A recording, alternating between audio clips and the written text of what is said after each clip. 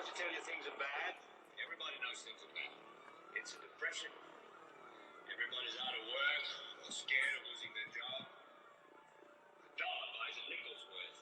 Banks are going bust. Shopkeepers keep a gun under the counter. Punks are running wild on the street. There's nobody anywhere who seems to know what to do, and there's no end to it. You know, the air is unfit to breathe. Food is unfit to eat. You sit watching on TV as my son local newscaster tells us today we had 15 homicides and 63 violent crimes, as if that's the way it's supposed to be. We know things are bad, worse than bad. They're crazy. It's like everything everywhere is going crazy, so we don't go out anymore. We sit in the house, and slowly the world we're living in is getting smaller, and all we say is, please, at least leave us alone in our living room. Then we have my toaster and my TV, my steel-built-in radios, and I won't say anything. Just leave us alone. Well, I'm not good at leaving alone. I want you to get mad. I want you to protest. I don't want you to lie. I don't want you to run to your congressman. I will know what to tell you to write. I don't know what to do about the depression, the inflation, and the Russians, and the crime on the street. All I know is that first, you've got to get mad. You've got to say, I'm a human being. God damn it. My life has value.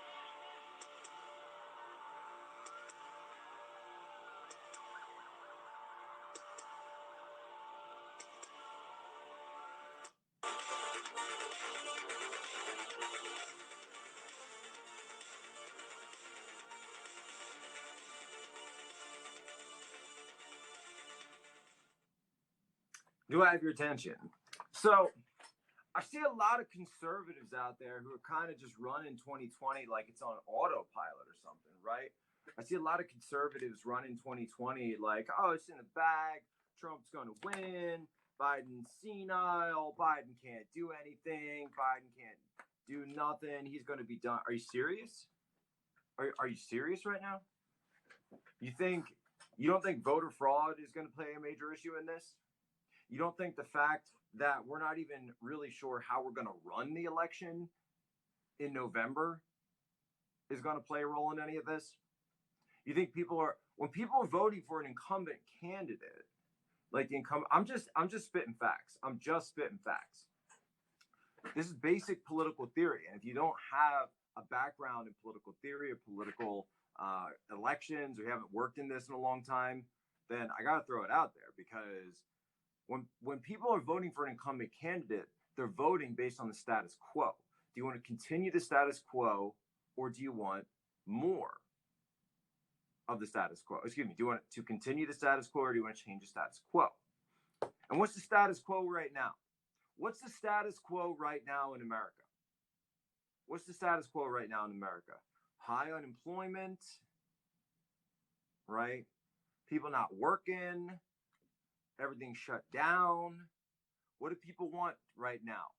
People want a change. People want a change. They want to move forward. They want to get out. And I'm not saying politically. I'm saying they want to change in economically. They want to change at home. They're sick of the pandemic. They're sick of it, right? They want a change. They want a change across the board. It's across the board. In America, we're talking about life. We're just talking about life right now.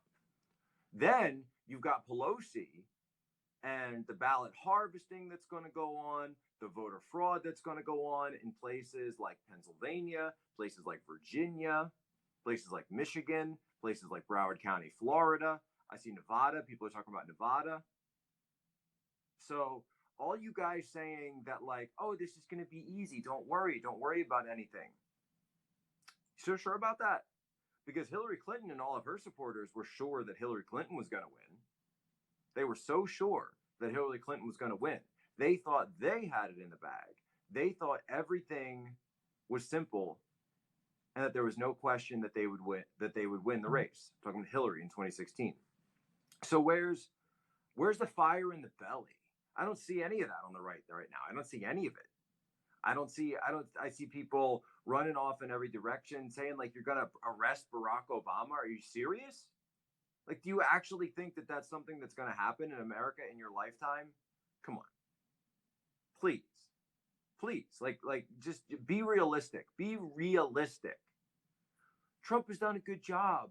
And they say, people aren't going to vote on somebody just for quote unquote doing a good job. Okay. People vote because they're animated, and people, let me teach you something about how to mobilize people in an election. You mobilize people in an election by have them voting for something that they want because they're worried about losing something that they have. Do you understand? People are voting for something, actively voting for something, not something that they already have because they're worried about losing something that they already have. Okay? And I'm not talking about the people on Twitter. I'm not Jeremy Corbyn. Go ask Jeremy Corbyn in the UK how everything went in his last election when he's like, oh, well, look how many retweets that I'm getting on this sick hashtag. I'm definitely going to win the election. Look at how many retweets. Look at how many, look at this, look at that. And by the way, I'm not calling out anyone specifically in the Trump campaign or the RNC or the White House, but Corbyn got slammed. And I'm just talking in a meta sense about the state of the movement, the energy, the mobilization, and the fact that I'm not seeing a lot of fight on the right now. See, you know what I hear all day long? You know what I honestly hear all day long? I'm getting sick. I'm just getting so sick of it. And that's what I'm doing because I'm sick. I'm fed up about a lot of stuff, and you guys are going to hear it if you'd like. If you'd like to hear someone just giving you real talk, I can give you real talk. I can go back and do the other stuff. I can go back to, being the MAGA guy and just, Trump, right? But if you want real talk, then you come to Poso because Poso keeps it real. Poso keeps it real. You know what I hear? Just wait, Jack. Just wait. Trust the plan. Just trust the plan, Jack. Just trust the plan. Just wait. Just wait. Just wait. Everyone's like, just wait. Just wait for what? Wait for who? Seriously, wait for who? Who else is there? Who's what? The A team is going to come down, B.A. Baracus and Hannibal Smith and Faceman and Captain Howling Man Murdoch are going to come swinging down from the rafters and they're going to do something? No, it's us. That's how we won in 2016. It was us working together, going out into the streets, running a campaign on the ground. That is how we won in 2016. It was us pulling together and doing it on our own. There was no secret sauce that was going to win anything. It was literally us. And it was the people. It was the grassroots. It was the populists. Right? It's just trust. Just trust. Trust what? Trust what? What should I trust? What I should trust? Can you show me? Can you show me a reason? Can you show me a reason? Because I could tell you where I was in 2016. I could tell you what I was doing and everything that I did in 2016. People have written books about what I've done in 2016. People have done videos about what I've done in 2016. They literally tried to accuse us of crimes because of what we did in 2016. Because when we ran game, we ran to win. Because we ran the game. We literally ran the game. We ran the table on everybody. And they tried to accuse us of a crime. Couldn't do it. Didn't make it stick. But in 2016, we were working hard every single day to make this stuff happen. Right now, do you know that the RNC is coming up in Charlotte and there isn't even anybody who's talking about putting together an event yet? Nobody's even having conversation. Nobody's even having a conversation about putting together an event in the RNC. Charlotte, coming up, less than 100 days, 3 months away. How are you going to do that how are you going to put together something at the RNC? And by the way, I'm not talking about the actual committee. I'm talking about the people, right? The people who are working together to put together things. Because we had parties, we had events, we had rallies, we had so many different things that we ran in 2016 on our own for the movement. And nobody's even talking about doing it. No one's even talking about doing it. Just waiting around. We ran MAGA meetups. It was MAGA 3X. We turned that into MAGA meetups in 2016, 2017. Right, this was us. And right now, it seems like everybody just whatever. Just whatever. It's going to happen. Whatever. You think, by the way, You honestly think that like all the Spygate stuff is going to change any votes? Do you honestly think that the Spygate stuff is going to change any votes? I want to look in the comments on this. I want to look in the comments on this. Do you actually think the Spygate stuff, because you know the Spygate stuff doesn't poll very highly. It doesn't poll highly at all. Do you know that 50% of Republicans actually think that General Flynn was rightly convicted? Do you understand it? Because Flynn, and by the way, like I have a lot of love for the Flynn family, but Flynn was quiet for 2 years straight, and the narrative got cemented. The narrative completely got cemented. Okay. Nobody is going to be changing the votes. And yet all I hear people talk about all day long is, oh, we're going to have this investigation, that investigation. People are sick of that stuff. People, I'm talking politically, by the way. I'm not saying don't do it. I'm not saying don't have it, right? But voters don't care. Voters do not care. And that's all baked in already. It's literally all baked in already. So if you think that running against Barack Obama, and that's Rasmussen poll, by the way, right? That's a pro-Republican poll. So if you think running against Barack Obama is actually a good idea in 2020, then just like stop following me. Just go watch one of those little hopium dealers that's out there who tells you that everything's going to be great and there's a big plan and everybody's going to take care of anything and there's nothing that you need to do. There's nothing that has to go on. It's all being taken care of for you. You know, go back to your hopium den. Go back to your hopium den and put on your hopium pipe. You know, and just enjoy your hopium. Just go ahead if you think that you don't have to do anything.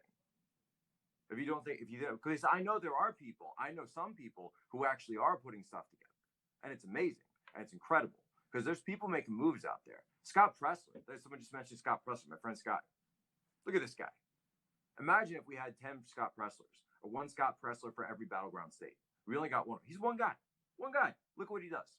One guy.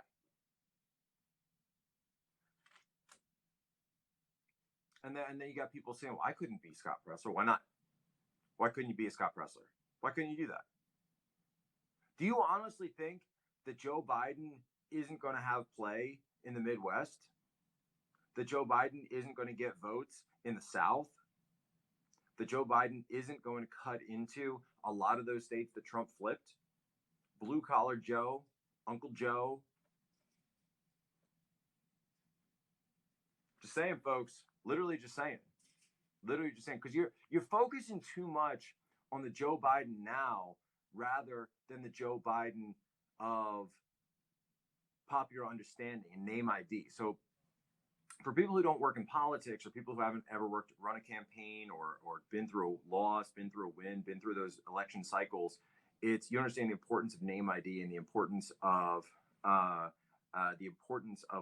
understanding that. So it's not the Joe Biden now, it's people's perception of Joe Biden that they vote for. Do you understand?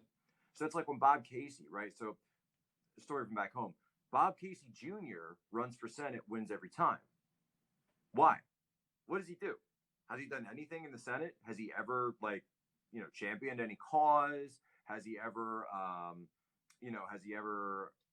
gotten anything passed? Has he ever led anything in the Senate? No. So why does he keep winning? He keeps winning because people remember his dad, Bob Casey Sr., who was a great governor, pro-life governor, by the way, pro-life Democrat. Casey versus Planned Parenthood. Look it up. If you don't know your history. Got to know your history in this. So people vote for Bob Casey Jr. because of the perception of his father, Bob Casey Sr. Why does that matter? Because people will vote for Joe Biden based on their perception of Joe Biden. And most people remember Joe Biden from when he was the vice president, when he was Obama's wingman. So Obama's wingman is going to get votes because he was Obama's wingman. Remember, Al Gore got more votes than George W. Bush in 2000 because he was Clinton's wingman. He got more votes. He actually got more votes. Now, he didn't get more electoral votes, and that came down to Florida. But he got more votes. So, what's going on now? George H.W., by the way, George H.W. Bush won in 1988 election because he was Reagan's wingman. So don't discount that, folks. Don't discount that. I see so many people just writing it off and saying it's not a big deal. It's not great. And here's the other problem I've seen too. And this is why, and I've seen conservatives do this. I've seen liberals do this. It's like people don't know how to follow the news, right? People don't know how to follow the news, right? And so you've got people who are like, well, what do you watch? What source do you watch? Which outlet do you watch? Oh, I always watch this. I always watch that. And that's good. By the way, if you have your favorite shows, I hope that One American News would be on your list, certainly in terms of what you watch. But at the same time, for your sources of information, you can't only read from one side. You have to follow topics. You have to follow topics, and you have to say what topic is being talked about right now, right? And then you have to see what the left is saying about it. You have to say what the center is saying about it, and you have to see what the right is saying about it. You have to look across the board at all of the different places, because if you're not getting that information from all the different sides, because that's the situation that we're in right now, then you're missing huge parts of the story. As an example, what do you guys think of Governor Whitmer? What do you guys think of Governor Gretchen Whitmer? How popular is Governor Gretchen Whitmer? Just throw out some numbers. Let me see some numbers. How popular is Governor Gretchen Whitmer?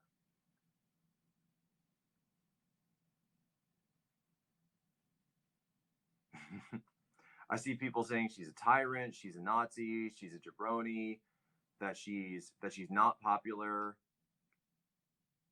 30%, 50%.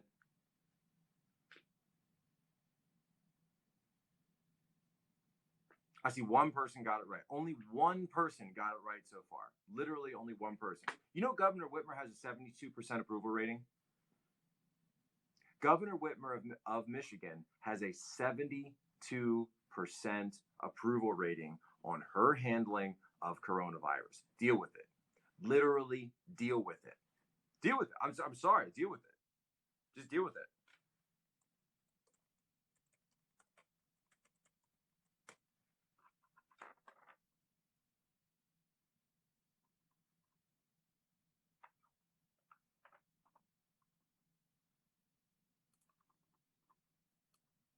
%. Deal with it. Massive. About a month ago. How about Governor Cuomo? Let's try Governor Cuomo. Let's try Governor Cuomo.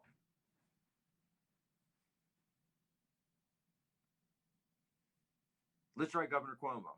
Give me a number. Governor Cuomo, Andrew Cuomo. When was the Whitmer poll taken? 7 days ago.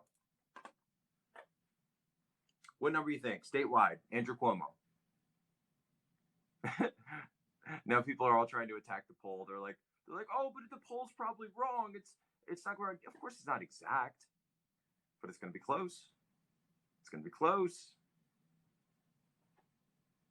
That's why they couldn't get Trump right, because Trump just won. He just won in a couple of states. Yeah, Cuomo is at 84%. 84% approval. 84% approval. Now, I'm sure the followers of Jack Posobiec don't have 80% approval for Andrew Cuomo, but he's got 84% approval in New York. Okay?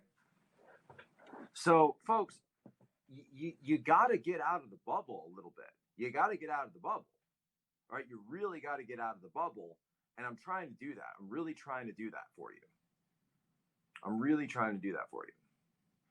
So that you can understand that there's a massive amount of popularity for these people. And that people who are just like sitting around going, oh, well, everything will be fine. You know, Trump's going to win. I think he'll be great. Biden's definitely going to lose. And if you can't see a path to Biden winning, because remember, how did Trump win? How did Trump win? Was it a landslide or was it a nail biter? Was it a landslide or was it a nail biter? Let me see. Right, landslide if you think it was a landslide. Right, nail biter if you think it's a nail biter. Let's see. How did Trump win? 2016. Was it a landslide or was it a nail biter?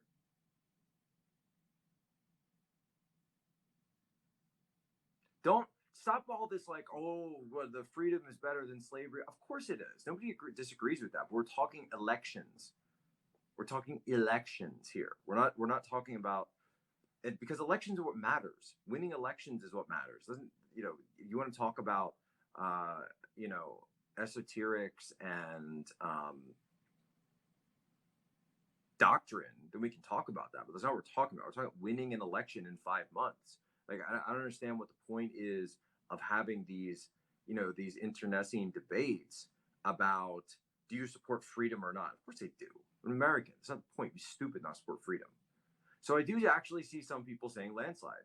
I literally see a bunch of people saying landslide. It was a nail biter. It was an absolute nail biter. It was skin of our teeth, right? Pennsylvania, Michigan, and Wisconsin. 3 states. 80,000 votes in 3 states, and Hillary would have won. Hillary was this close to being president. Do you guys know that?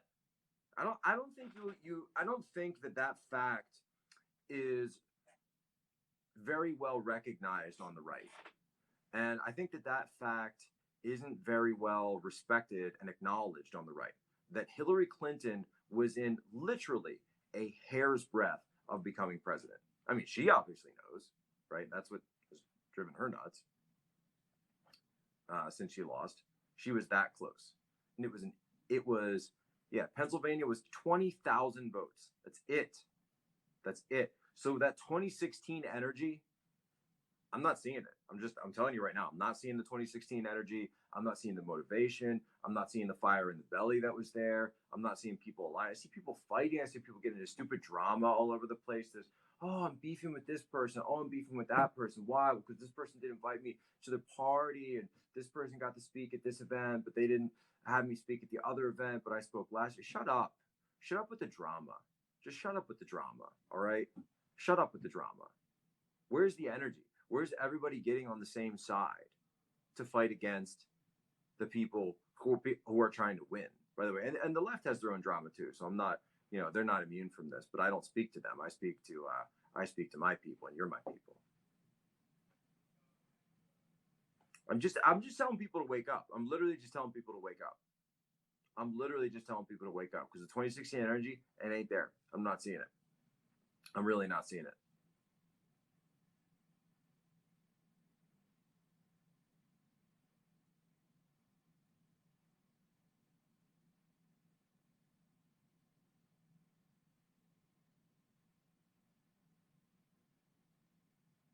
So that's what I'm telling you right now, guys. It's get motivated. Stop being complacent. Stop sitting around and thinking that Lindsey Graham and his subpoenas are going to change anything. What did all those Benghazi hearings do? What did all those Benghazi hearings do for the right? Anything? Fast and Furious? What did all those investigations do for anybody? What did they do? What did they do? They raised a lot of money for those for the guys that were running them. But did anyone go to jail? No. Did anybody get scalped in any of that? No. Graham's not going to do anything. He's not. He's just not. And it's going to be very embarrassing for Comey. It's going to be very embarrassing for Susan Rice. It's going to be very embarrassing for a lot of people. I do see a little bit. I'm not going to say I don't see any. I do see a little bit. Those boats. Remember the boats with the signs? And they were running down in I think it was Florida, right? That was 2016 energy. That was 2016 energy. What other 2016 energy you guys seeing? Operation Flag Drop. Have you guys seen Operation Flag Drop? That guy, forget his name. I met him. I remember the Flag Drop guy, right? That was 2016 energy. That was 2016 energy. Culture jamming. So much culture jamming. We used to put up posters around LA that would say, Think Different, and it had the Apple logo, but instead of the bite, like the mouth bite taken out of the apple, it was the silhouette of President Trump. Right? It was subversive stuff, absolutely subversive stuff. And just they printed them out and they posted them around LA. It wasn't Sabo, it was friends of Sabo.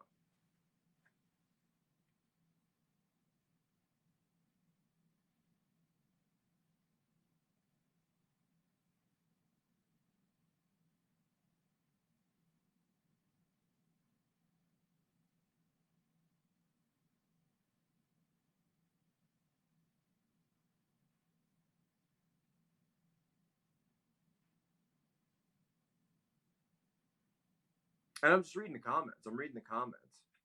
I'm reading the comments, and I'm just saying, where's the action?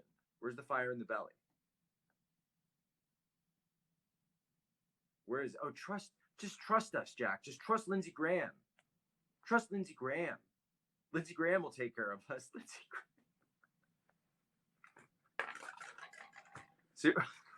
Graham is going to take down the deep state. Oh boy, I can't wait to see that. I can't wait to see that. I can't wait for that day to come. Yeah. Lindsey Graham is going to run over to Kalorama with with where Barack Obama lives, and he's gonna hop up in there, and he's gonna be like, oh yeah, we're just here about some leaky pipes. Oh yeah, and then Obama comes out, and Lindsey Graham slaps the handcuffs on him. Do you actually think that's gonna happen? Please wake up, wake up. Seriously, wake up. And what's the new one that Joe Biden is going to go on trial in Ukraine?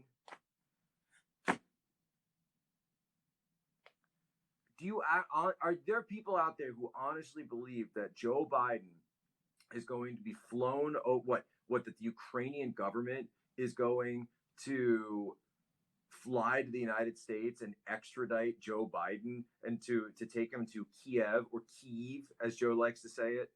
That's how you could tell it was him on those phone calls, I think, because he says Kiev wrong. He says Kyiv.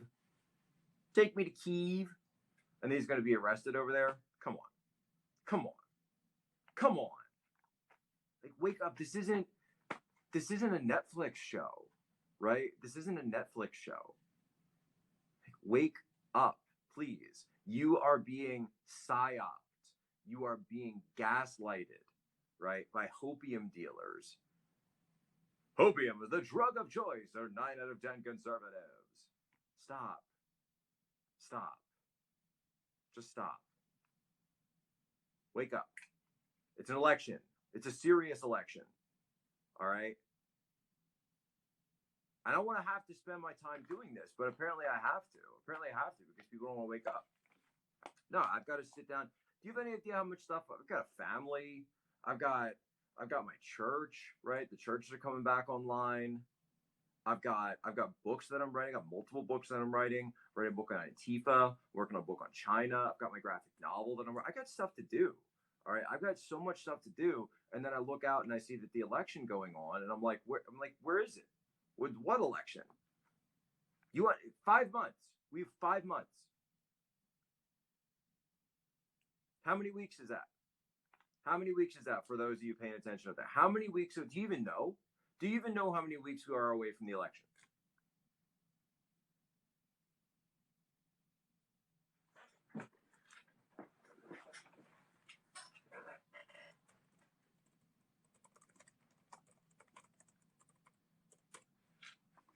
Exactly 167 days away from the election. Okay? So exactly 167 days. We'll get this all right. Plus 12 hours and 17 minutes.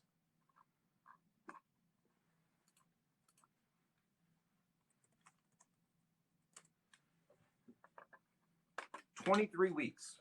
You got 23 weeks, folks. You got 23 weeks specifically. That's 23 Saturdays that you could be organizing either on, and you can't do it if you can't do it in person, do it online. Use Zoom. Organize. Why can't you set up a Facebook group in your neighborhood if you live in a swing area and say, "Hey, I'd like to talk about Trump in my neighborhood." And we're gonna do a conference on on Saturdays at 10 o'clock or 11 o'clock, and we're all going to have coffee, and we're going to talk about what's going on in our neighborhood, and we can talk about what's going on in the election, right?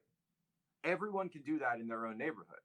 If you live in a place, specifically if you live in a battleground state, right? If you don't live in a battleground state, and by the way, if you don't live in a battleground state, maybe you can volunteer in a battleground state, right? Because I don't mean to say that if y'all live in like California or New York or Maryland or New Jersey that your vote doesn't count, right? I don't mean to say that. I'm not trying to say that. And by the way, Maine, Susan Collins needs some help out there. But let's be realistic. We need to focus on battleground states. Arizona, the left is trying to take Arizona. McSally's going down in flames in Arizona. Absolutely going down in flames. People saying, "Come on, Jack. Come on, Jack. Stop telling us the truth. just feed us the hopium. Feed us the hopium, Jack. Feed us the hopium that we want." McSally's going to lose again. McSally's going to lose again. Why would you nominate McSally? And I have nothing against Martha McSally, by the way, but why would you select McSally after she lost a winnable race in Arizona and then select her for office because they got the appointment out there and then have her run for re-election when she had already lost? Like, does that, I don't even make sense. But you guys think, oh, well, she's a fighter pilot and she's a female, so she's definitely going to win. Right? Like, guys, this is Arizona,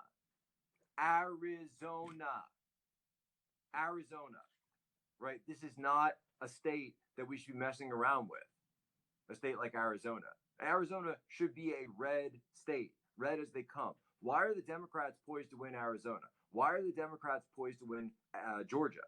Right? Why are they talking about Stacey Abrams so much? Do you understand that they're talking about Stacey Abrams because Stacey Abrams almost won, okay, against Kemp, and remember, Doug Jones won in Alabama right next door. So Doug Jones won in Alabama, okay. They were trying to get Stacey Abrams and push her over. They're not talking about Stacey Abrams, right? Stacey Abrams obviously has problems as a candidate, but the Democrats are trying to win Georgia. Do you understand that? Do you understand that? And I'm not just talking about, by the way, look, and I get that there's this, that the way the RNC does it, and I was one of these guys when I was younger, so I get it. And they do the phone banking. Yeah, they do the phone banking, the calls. But here's the problem, right? The problem with the phone banking, the problem with the door knocking, it comes down to this. Because phone banking and door knocking, and I have nothing against it, and I have nothing against the people that put in all those long hours, but let me just tell you something. When a stranger calls you on the phone, or a stranger comes to your door holding a clipboard, that's a stranger coming up to you. That's not somebody you know. That's not somebody that you're friends with. That's not somebody that you're familiar with. And it's somebody, and it's like when my doorbell rings and it is my next door neighbor, I'm like, oh, what does she want now? Right? And that's, but here's what you could do. Couldn't you write letters to your own neighbors if you live in a swing area? Literally write letters to people that you know or people who are in your area, all right, that you can talk to about this. What about, now there's one app that, so conservatives do pretty well on social media in general. Conservatives kill it on TikTok, by the way. I don't know if you're familiar with that. Obviously we're very, very good on Twitter, Parler. We pretty much own Instagram. DC Drano, typical liberal, just doing so well. Just hit 1 million for Drano out there. But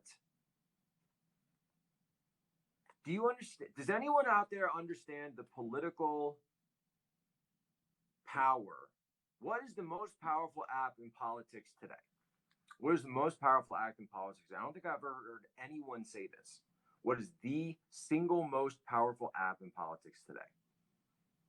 Out of all the apps that are out there. And it's not just an app, it's more of a network. And it's not Twitter. It's not Twitter. Twitter's the most important, but it's not the most powerful. There's actually something more powerful. I know it's not Facebook either. Facebook is close, but there's one more that's more powerful. Nobody's going to say it. Nobody's going to say it. Literally nobody's going to say it. It's funny.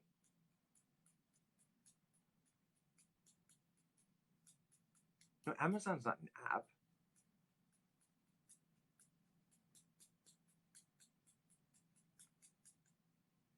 All right, I'm going to have to say it because nobody else has said it. Nextdoor. It's Nextdoor. It's Nextdoor. Or neighborhoods.com is also similar. But it's Nextdoor. Because we're talking about elections, folks. We're talking about elections. Now, I'm not saying that you can't get a big platform on one of these other accounts or one of these other apps and then become influential. That's what an influencer is, right? People have said that I'm like an influencer. I guess. I don't know. But do you understand the power of Nextdoor and the power of the fact that with Nextdoor, you can actually connect with your own neighbors? That you can actually connect with people that live in your own communities, that it's tied to your actual address. Think about how much power is in that. Think about how much power is in that. Because that's your own local community. And this is the problem, right? Everybody's talked about the fact that we've lost a sense of community due to social media, but Nextdoor is bringing that back, right? Nextdoor is bringing that back. And so Nextdoor is full of Karens. Yeah, I've got a Karen in my Nextdoor as well. But understand that through Nextdoor, imagine if you were setting up, I don't even know if you're allowed to do this, but imagine if you were saying, well, I don't see why you shouldn't, because you can set up different groups. You can set up a sewing circle on Nextdoor. You can set up a swap meet. You can do your yard sales.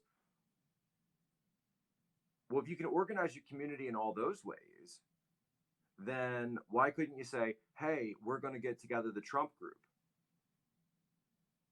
We're going to get together the Trump group, and we're going to do a Zoom meeting this Friday because we're still under lockdown, if you're under lockdown. Or if you're open, you're going to say, hey, we're all going to go out to the park. We're all going to go out to our local park. And we're going to sit down, and we're going to find a nice pavilion, and we're going to make sure that we're following the law of the area and everything like that. And you can actually go out and get together.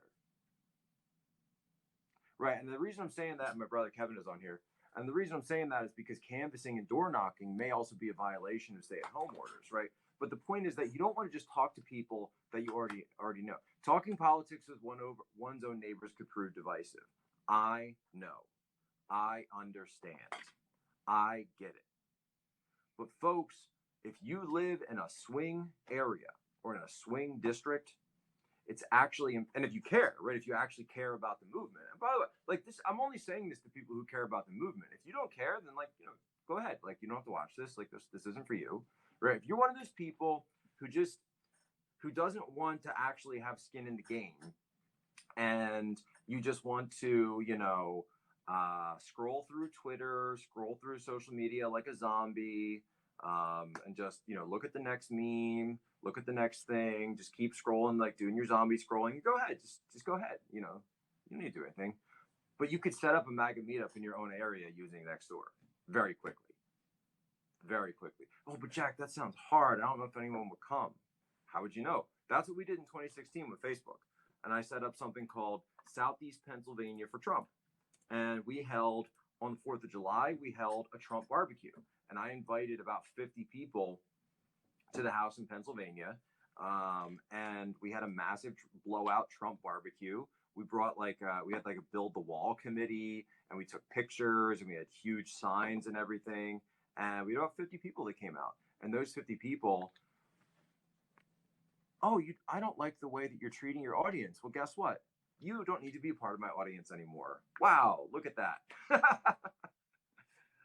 It's as simple as that. Like, if you don't want to be part of this movement to take back America, if you don't want to be part of the movement to actually get involved and actually get organized to do things for your country, then hey, You don't need to be part of the audience anymore. I will make that decision.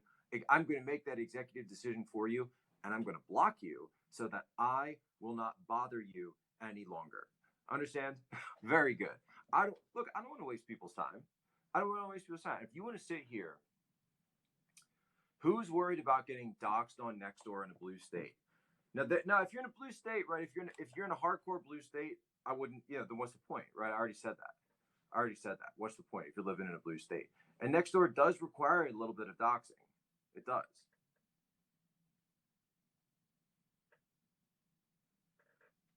Someone just says in June 6th, Bucks County is doing a rally. There you go. June 6th. June 6th. Set those up. Set those up for your local areas, your MAGA meetups, right? And you can do a MAGA Zoom meetup to start out, right? For Mod Ricky's in California. Man, my heart goes out to you. My heart goes out to you, Ricky. But there's so many good memers and there's so many good influencers that are coming from California, and there's a lot of energy that comes out of California. There's a massive LA crew that's out there, and it's fantastic. And so one thing that is great for California is that California has a great source of energy that they can then send to those other states, who really can think, can be that motivational base that they can send to those other states. Cerno was in California last time around. Who else? Was California. Well, we know Mod Ricky is California, of course. Flycus is in California now. I think Elijah Schaefer was, but I think he's moving. Yeah. And then I know DC Drano and a few people are down in Florida. So Florida is absolutely an important state to be in. They've actually moved down there. So they've taken it to the next level by actually going to Florida. Did someone just say Terrence is in Florida or Terrence in California? I didn't know that. Terrence Williams? I really didn't know that. Scott Presser's Virginia. I'm Pennsylvania. Scott Adams is Scott Adams. Come on, that's a totally separate thing. But yeah, there's a lot of energy and a lot of influencers in California because California has that kind of energy to it, and so it's great to bring that energy forward. But obviously the on the ground organizing stuff I'm talking about obviously doesn't apply to a place like California. Yeah, Rush Limbaugh, Dan Bongino are in Florida. I don't know if they really do ground organizing type stuff. Lower Merion, Pennsylvania, very good. Lower Merion, there you are. Yeah, I used to work in Bala Cynwyd. Ohio's a great place for this. Yeah, Texas is important. Obviously, Texas is important. Texas isn't necessarily one of the ones that I would consider a battleground state. Texas will be a battleground state because of all the migration.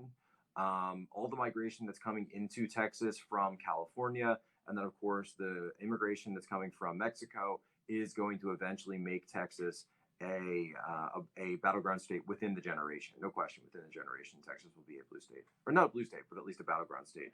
And it's trending blue, but we'll see. We'll see. Atlanta suburb. No, Georgia. Yeah, it looks like Georgia. I'm not going to go so far as to say that Georgia is in play, but they're making a play for it. Nevada is a state we should put in play. Colorado is a state that we should put in play. Arizona is a state that's in play. Michigan. Well, if you're in Michigan, then you need to be full speed ahead. And I've already talked to candidates in Michigan about the flooding that's going on out there. My heart absolutely goes out to them. If you're in Michigan right now, go help out the people in the floods, but wear a MAGA hat. See how easy that works? You go help out with the flooding.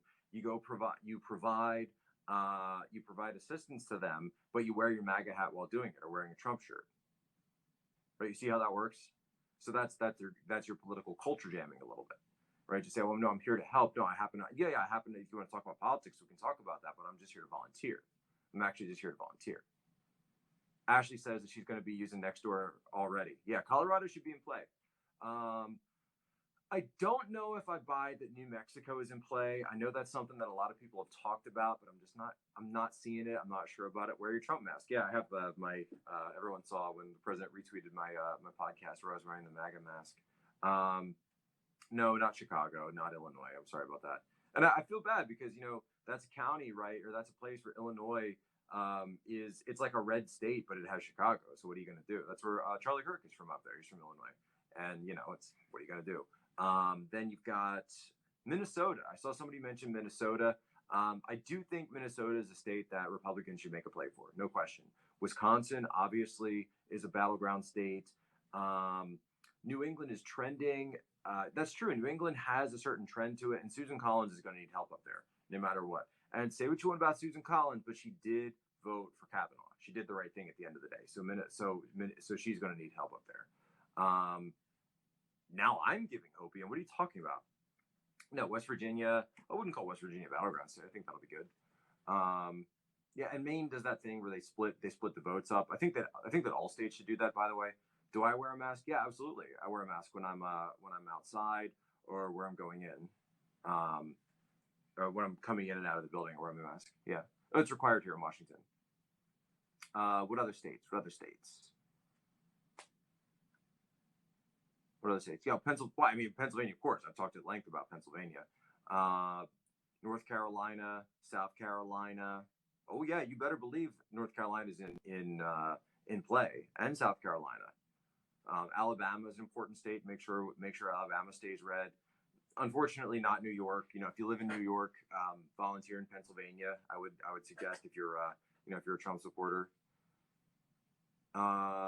Where else?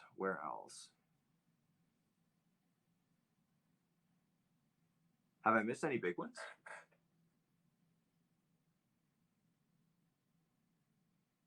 No, I can't remember which ones I said and which ones I didn't say.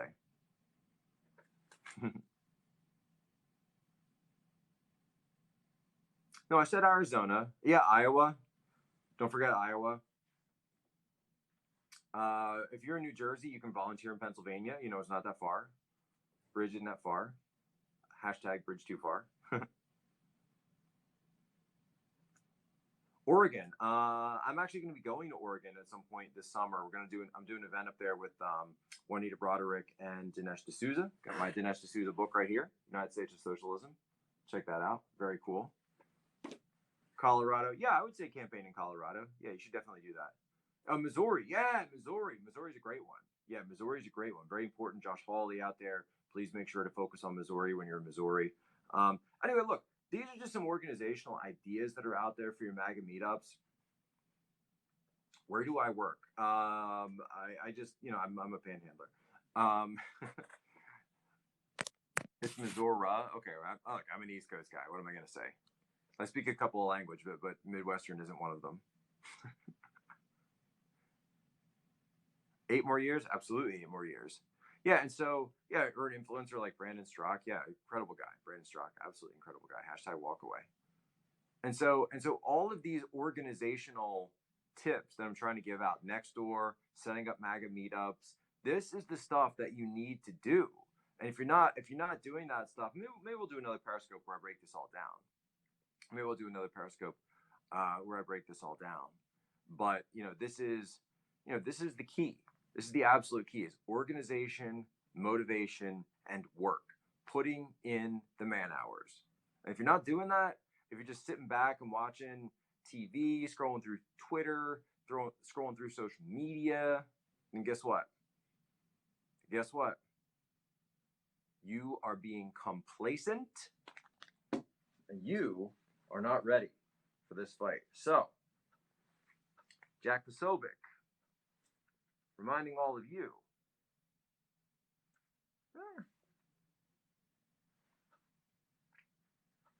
seriously, you think I don't do this? Reminding all of you that, ladies and gentlemen, you have my permission to lay ashore.